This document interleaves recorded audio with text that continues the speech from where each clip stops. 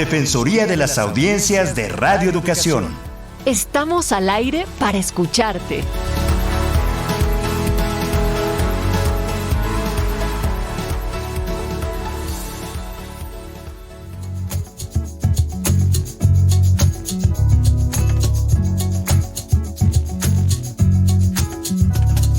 Derecho es de la audiencia, tener también propia voz. La radio es cosa de dos.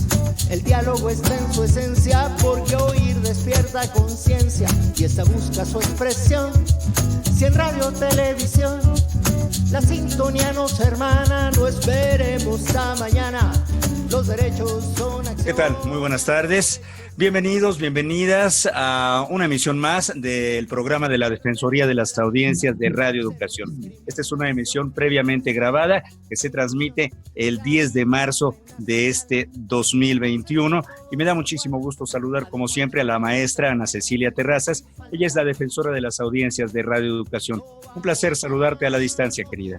Muchísimo gusto, a mí también me da José Ángel Domínguez, así como estar siempre con nuestras audiencias miércoles tras miércoles. Efectivamente, tenemos vías de contacto. El correo electrónico es audienciasre@cultura.gov.mx. Estamos en Twitter como @audienciasre, en Facebook como la Defensoría de las Audiencias RE, y tenemos un número de WhatsApp para sus mensajes. Es el 55 12 33 29 15. Y hay que hacer una invitación, invitarle a escuchar, a descargar, a comentar todos y cada uno de los 9 programas de una serie que hicimos con mucho cariño, que se llama Introducción a los Derechos de las Audiencias y sus Defensorías en México. Esto con el fin de que podamos remitirle de manera digital una constancia de escucha que tendrá el aval de la Cátedra UNESCO, de la AMDA, de la MARC, de Cultura de Derechos Humanos y por supuesto de esta Defensoría. Así que el correo electrónico al cual pueden dirigirse para estos efectos es audienciasre@cultura.gov.mx, y hay un micrositio también en donde se pueden escuchar bajo demanda los capítulos. radioeducación.edu.mx/podcast _medio curso _medio audiencias. Dicho lo cual, mi querida Ana Cecilia, celebramos y hablamos de temas importantes en esta emisión. Claro que sí, yo debo decir que por ahí de agosto del 2018 me topé con un texto que desde entonces me fascina, lo utilizo pues muy seguido por claro, por elocuente, por crítico, por inteligente. Y tuvimos la fortuna en esta coyuntura de marzo, de estos días, pero que debiera ser de todos los días y de siempre, de todo el año, de poder localizar a la autora de este texto. Ese texto se publicó en Letras Libres, lo pueden googlear, se llama El lenguaje inclusivo es un peligro y una posibilidad, y arranca así: los cambios en el lenguaje no constituyen peligros, puede ser que no lleguen a ser transformaciones, que apenas nos conduzcan a la duda o que no lo resuelvan todo, pero no podemos comprenderlos como amenazas. Y entonces me topé con este texto de Cristina Burneo Salazar, y hoy tenemos el gran gusto desde Ecuador de que esté con nosotros, se haya dejado, pero si quieres te dejo antes de saludarla oficialmente, José Ángel, si nos puedes ayudar a Claro, un poco de con su... mucho Ajá. gusto. Le damos la más cordial bienvenida a nuestra invitada. Como bien dijiste, ella es Cristina Burneo Salazar, es docente, es investigadora de la Universidad Andina Simón Bolívar de Quito y militante del Movimiento de Mujeres de Ecuador, escritora, traductora literaria. Muchas gracias por su tiempo, es un placer saludarla desde México. A ustedes, imagínense qué alegría. Yo trabajo mucho en México, le tengo mucho cariño, y también sé que la radio ha sido siempre una vía muy democratizadora para la educación pública, así que me alegra mucho estar aquí. Cristina, y directamente entramos al tema, si te parece. Hace poco que nos escribíamos, me decías, yo prefiero no llamarle lenguaje de género, y me dijiste, te invito a que le digas siempre lenguaje no sexista. Entonces, en México te debo decir que es muy usual hablar, hasta en los protocolos, está escrito, de lenguaje de género, corrección política, lenguaje inclusivo, pero dinos, ¿qué es esto? ¿Y cómo lo puedes definir? ¿O por qué le llamamos lenguaje no sexista? Te agradezco primero, Ana Cecilia, por usar tanto el texto. Me alegra mucho. Para eso está, ¿no? Para eso son las cosas que estamos pensando entre muchas. Hay un montón de diferencias, ¿no? La corrección política sí yo la pondría aparte porque es el uso correcto, políticamente correcto que, por ejemplo, los gobernantes le dan. Entonces ellos piensan que dicen las educadoras y los educadores y ya hay igualdad entre todos, ¿no? Y esa es justamente la corrección política, que se limita solamente a un uso muy limitado en el lenguaje para dar cuenta de una, digamos, diversidad que no garantiza mucho, en mi criterio. El lenguaje inclusivo también se le llama así, yo también a veces lo uso como lenguaje inclusivo. Lo que pasa es que solamente la inclusión parecería también generarnos problemas porque unas incluimos a otras, ¿no es cierto? En cambio, el lenguaje no sexista sí hace que exploten un poco más las cosas. Entonces vamos a usar un lenguaje que no, que respete además cómo se autodeterminan las personas, cómo se llaman a sí mismas. Eso es lo que a mí me interesa mucho también. Entonces, como vemos, conviven un montón de nombres y usos porque vamos pensando todo el tiempo mientras la lengua cambia, ¿no? Y como está viva, pues se generan también muchas formas de mirarla. Pero diría usted, Cristina Burneo, dirías tú, si te puedo hablar de tú, Por favor, que, claro. muchas gracias, si hay peligros en el lenguaje inclusivo, llamándolo así, como peligros, ¿habría algunas situaciones complicadas? No, en realidad yo a veces no estoy de acuerdo con los títulos que ponen los editores a los textos. Yo, más que un peligro, veo que es un riesgo, a eso me refería, un riesgo que tomamos, es un riesgo que ya está tomado en la lengua, ¿no? Como yo lo voy a hacer así, voy a escribir mi artículo en lenguaje no sexista, quiero hablar en mis poemas desde el binario, voy a traducir El Principito como han hecho colegas y compañeras mías muy queridas de Buenos Aires, al lenguaje no binario con la E, por ejemplo. Son riesgos que tomamos, ¿no? Es una traducción de Julia Bucci que les recomiendo muchísimo leer. Entonces yo diría que es más bien un riesgo, ¿no? Es un riesgo que se toma. Yo peligros le veo más bien a la censura de los usos en la lengua, más que a los usos que hacemos, los usos creativos, además, dentro de la lengua, ¿no? Ese sí es un peligro. Censurar siempre va a ser un peligro. Sí, Cristina, y además hay otra,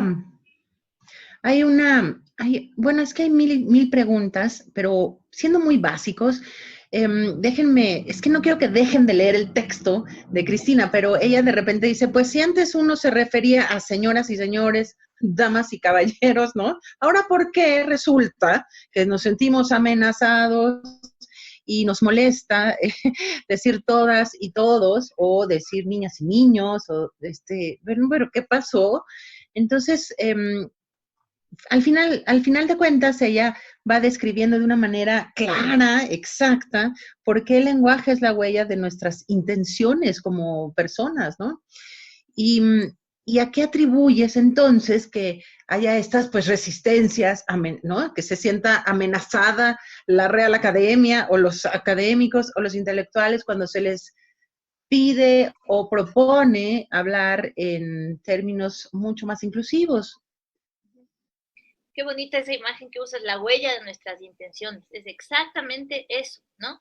Yo creo que la amenaza se ve porque el apego a la norma también garantiza privilegios, garantiza prestigio y garantiza que haya realidades incómodas que quedan más o menos disimuladas, ¿no? Creo que esa es la resistencia y el apego a la norma a mí me parece solamente una de las dimensiones de la lengua. A mí me gusta mucho también seguir cuando escribo, hay normas en las que yo soy muy precisa y como docente también demando mucha precisión en el lenguaje, pero la precisión a la que yo apelo no se sujeta a la norma del masculino universal. Hay otras, muchísimas estrategias y formas de usar la lengua con exactitud y con rigurosidad que no se ven amenazadas por el lenguaje no binario o el lenguaje no sexista o el inclusivo, ¿no es cierto? Que lo que hace en realidad es revelar que hay existencias que no han sido nombradas. No nos han nombrado como personas no binarias, no nos han nombrado como lesbianas, no nos han nombrado como feministas. Las niñas hoy dicen, no nos han nombrado como niñas siquiera, ¿no? Por ejemplo, el lenguaje que usa la niñez trans.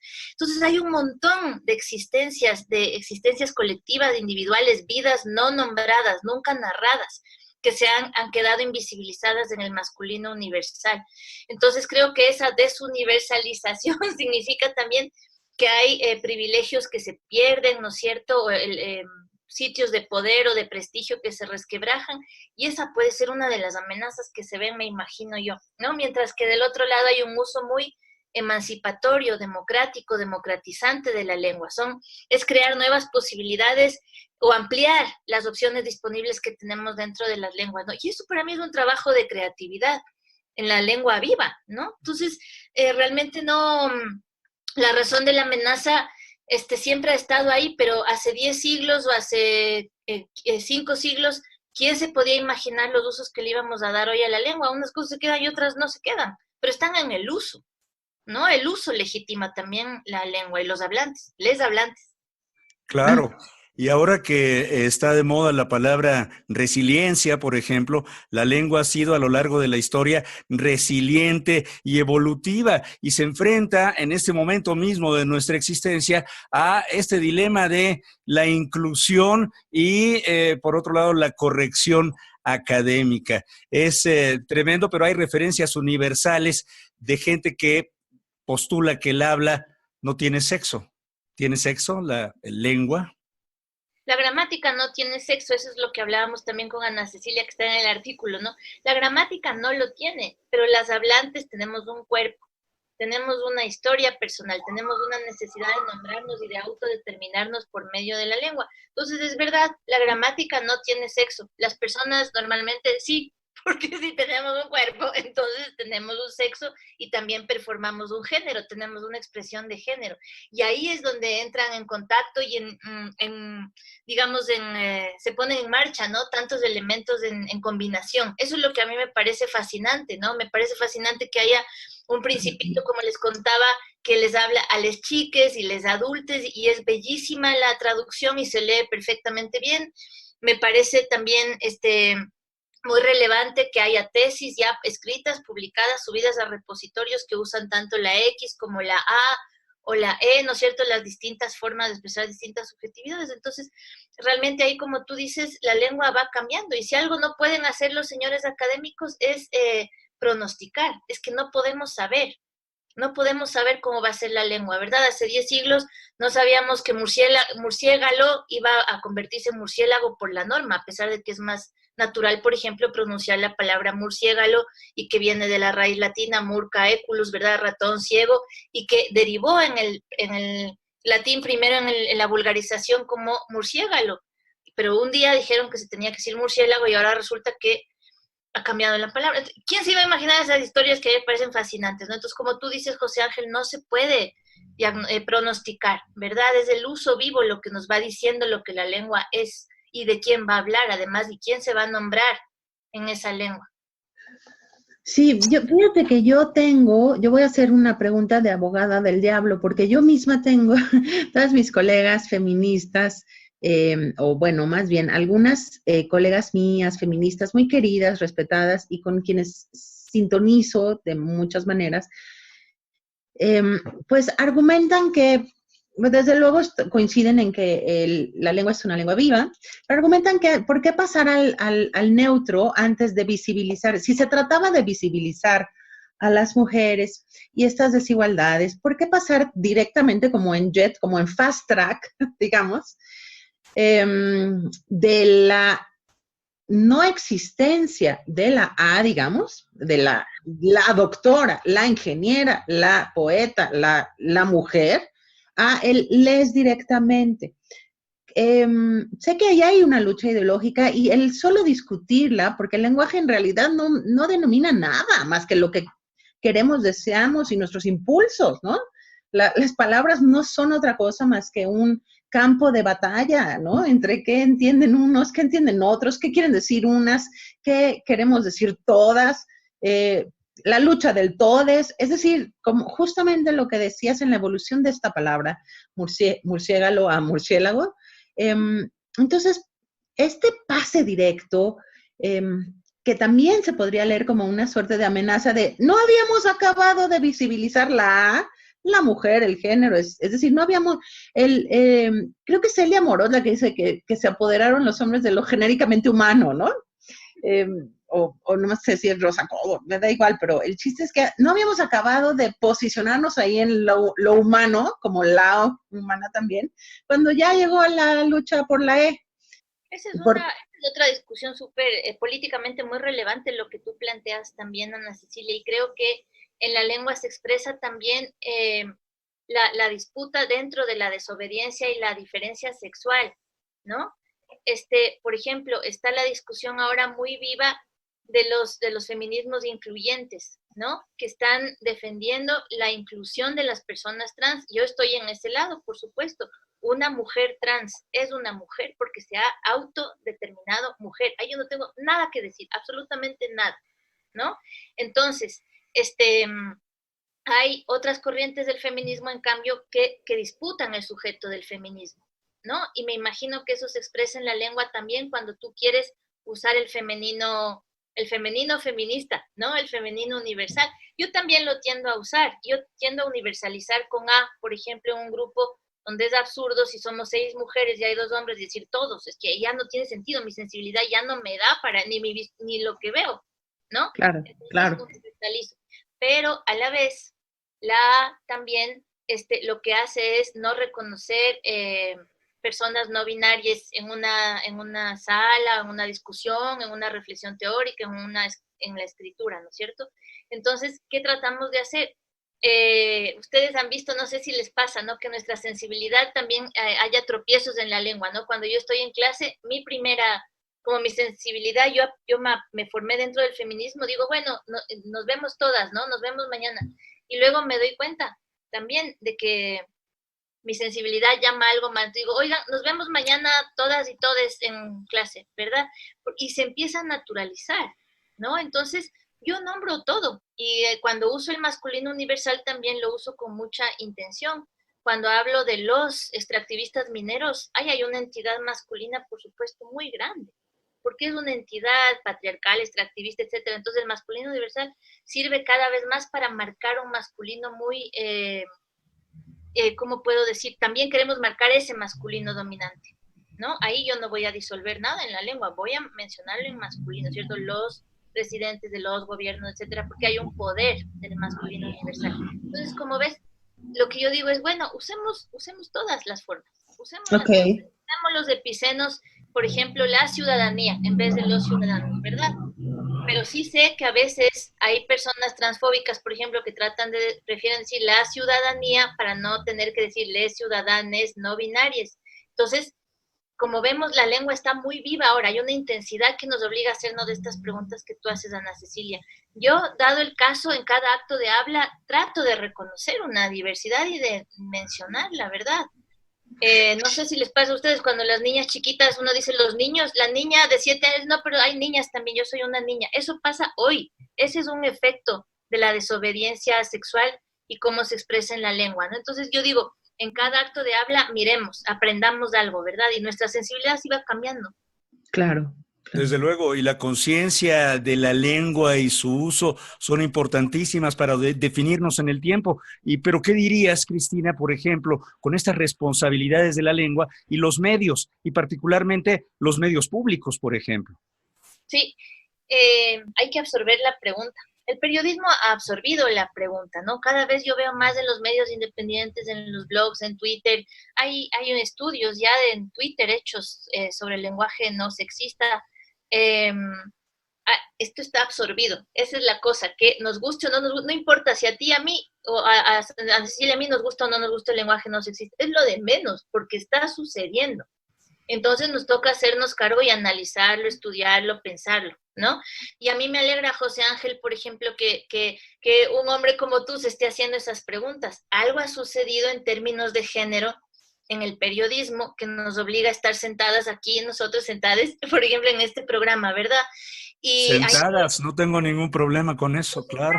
Mire, claro, como hablábamos del lenguaje no sexista, entonces, ves, siempre pasa esto, ¿no? Que empezamos a mover la lengua así. Entonces decía, es una cuestión de absorber la pregunta, porque no importa, aquí no importa lo que diga el señor Pérez Reverte, no, es que no le importa, porque está sucediendo. Entonces, a mí como docente, por ejemplo, me toca hacerme cargo.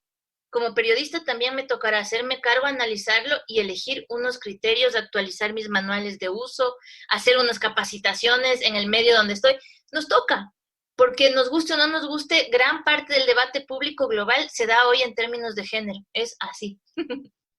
Entonces, además de que te voy a pedir, Cristina, si podemos no dejar de cerrar este programa con un mini abstracto, un mini resumen de exactamente qué quisimos decir y la importancia, pero déjame tratar de yo intentar un poco resumir.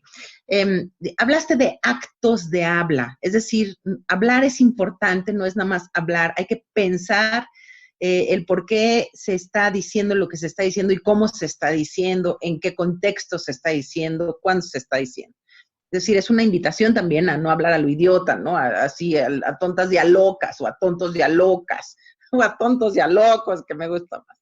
Es decir, hay que ver las intenciones ahí atrás, hay que ver la historia, y también quería, bueno, es importante, tú decías, a ver, no, desde luego todo el mundo dice, ay, no, y decir eso no va a cambiar las cosas radicalmente. No, claro que no, decía Cristina muy bien por eso me gusta tanto el texto, no. El solo uso no sexista de la lengua no implica necesariamente, a veces sí, la sola discusión y ponerlo sobre la mesa ya hizo una transformación radical en el pensamiento y en el tiempo y en lo que escuchaste, pero no va aislado, es todo lo que hacemos en comunidad, ¿no? Entonces, bueno, la invitación es a que lean ese texto, a que utilicemos bien nuestra habla, a que sepamos por qué decimos las y los, y no digamos, ay, pero si eso está en contra, claro que no. ¿De qué? ¿De qué lenguaje, no? De uno que nunca va a cambiar, porque es una mentira, ¿no? Entonces, es un poco eso, y también incorporarte a hacer un mini resumen final de tu texto. Bueno, del texto y de lo que hacen muchas otras. Ahorita unos colegas de la Universidad de Mar del Plata en la revista 40 Naipes acaban de publicar un dossier sobre el lenguaje inclusivo. Son 7 textos que acabo de leer ahora que están buenísimos. Y en resumen, digamos, lo que hacemos las personas que estamos interesadas es explorar una intervención en la lengua que viene de la desobediencia sexual y la desobediencia a la norma de la RAE. Es de eso, es que cuando un académico dice, esto atenta contra la norma, sí, y... O sea, ahí empieza la discusión, pero para otros termina. Entonces, es una discusión mucho más amplia y compleja que decir, esto no obedece la norma. Por supuesto que no, porque no obedece la norma sexual por luchas, por procesos. Hay mujeres muertas, hay mujeres violadas, hay transfobia, hay homofobia, hay xenofobia, hay fobia contra la discapacidad. Todo eso está rompiendo muchísimo el lenguaje normado, que siempre es el lenguaje heteronormado, de paso se ha dicho, ¿verdad? Entonces se trata de explorar intervenciones en la lengua que vienen de la creatividad política de grupos históricamente subalternizados. Eso sería, y no se vale, como dice Ana Cecilia, decir todo desde en mi Facebook y ser un agresor en mi casa. Es que eso no sucede, por eso no sucede solito. No puedo yo hacerme el progre, ¿verdad? Y decir, ay, todos vamos, y en mi casa ejerzo la violencia física, por eso el uso solo no es suficiente, más bien es el reflejo de procesos sociales. Ahí es donde está la densidad y la creatividad y la sustancia de estos cambios, ¿no? Y de estas intervenciones permanentes en la lengua, que sí, no van contra la norma, no les interesa la norma y tienen otro horizonte que no quieren la medalla del señor Pérez Reverte. No se trata de eso, se trata de usos creativos de comunidades históricamente subalternizadas que se emancipan a través de la lengua también. Pues qué maravilla, y ojalá estos procesos continúen emancipándonos a todes, a todas, a todos, en el tiempo, en el presente, que no está tan sencillo y son procesos muy largos. Cristina Burneo Salazar, te agradecemos infinitamente por estos minutos que has dedicado a conversar con las audiencias de la Defensoría de las Audiencias de Radio Educación, y ojalá y esta charla pueda continuar más adelante. Muchas gracias por tu tiempo. A ustedes, gracias. Gracias, Cristina. Te mandamos un abrazo fuerte, muy fuerte desde México, tu México. Igualmente. Les agradecemos a todos, los invitamos a que sintonicen Radio Educación, y la próxima semana, el miércoles a la misma hora, la Defensoría de las Audiencias de Radio Educación. Hasta entonces. Motivo de mi cadencia, los derechos de las audiencias y de la Defensoría. hacerlos valer cada día, sin confusión distinguir publicidad e información, distintas de la opinión. Tu derecho es saber y elegir. El radioeléctrico espacio de todos es y para todos. Se puede decir de mil modos, hablemos de nuestros derechos y ahora nos toca a todos que pasen del dicho al hecho. Motivo de mi cadencia, los derechos de las audiencias y de la defensoría, hacerlos valer cada día. Motivo de mi cadencia, los derechos de las audiencias y de la defensoría, hacerlos valer cada día. Motivo de mi cadencia, los derechos de las audiencias y de la defensoría, hacerlos valer cada día.